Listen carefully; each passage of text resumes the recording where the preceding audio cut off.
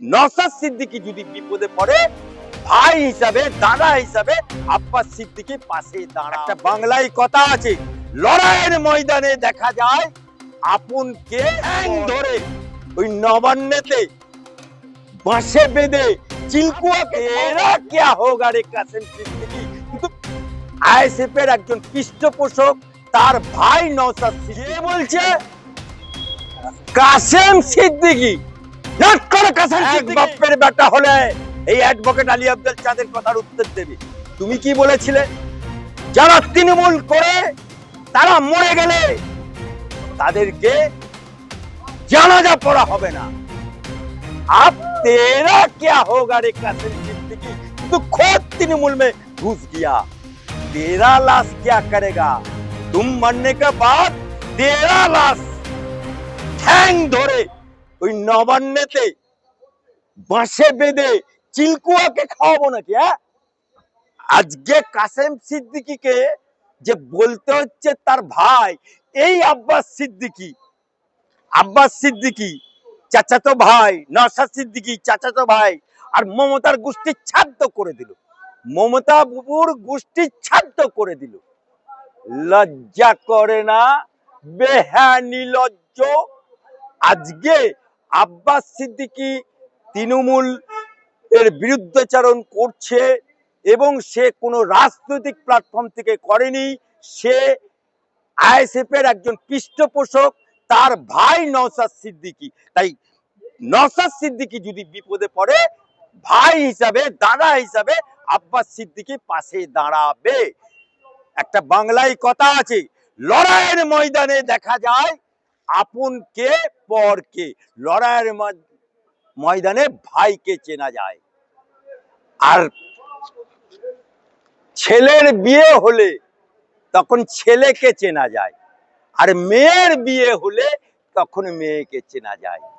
এই কারণে আজকে কাসেম সিদ্দিকী জেনারেল সেক্রেটারি, যদিও ওই পার্টিটা লেখে সর্বভারত, কিন্তু নির্বাচন কমিশনের কাছে ওরা হয়ে গেছে আঞ্চলিক দল, অর্থাৎ রিজিওনাল পার্টি। শুধু ক্ষমতায় আছে নট করে কাসেম সিদ্দিকী, আর তোমার বুবুজান, খালাজান, আপাজান, যারা এখন আঁচলের তলায় দুলছো, কে দিলে? দোলে রে দোলে, কাসেম সিদ্দিকী দোলে। কোথায় দোলে? মমতা বুবুর আঁচলে দোলে। সেই মমতা বুবুকে জিজ্ঞেস করতে চাই, মমতা বুবু 21 সালের আঁকড়া দেখো, 5 to 7% হিন্দু ভোট পেয়েছো, বাকি সব মুসলমান ভোট পেয়েছো। মুসলমানদের ভোটে জিতে আজকে ওয়াকফ আন্দোলন করতে যাচ্ছে যখন মুসলমানরা, তখন বলছো দিল্লি দেখিয়ে দিচ্ছ, দিল্লি যাও। আজকে তুমি বাংলা নিয়ে চিন্তা করো, নট করো মমতা ব্যানার্জি। ইউসুফ পাঠান গুজরাটি মাল, বাংলার কোন ঘরে জন্মেছে? বাংলার কোন মায়ের কোলে জন্মেছে? বহরমপুরের এমপি করে দিলে গুজরাটি মালকে। বর্ধমান দুর্গাপুরে কীর্তি আজাদ কোন বাঙালির ঘরে জন্মেছে? আজকে শক্তুন্দ সিনহা আসাম ছেলে কোন মায়ের ঘরে জন্মেছে বাংলায়? আজকে বগলে ইট পড়ে আল্লাহু আকবার, লজ্জা করে না বেহুদা?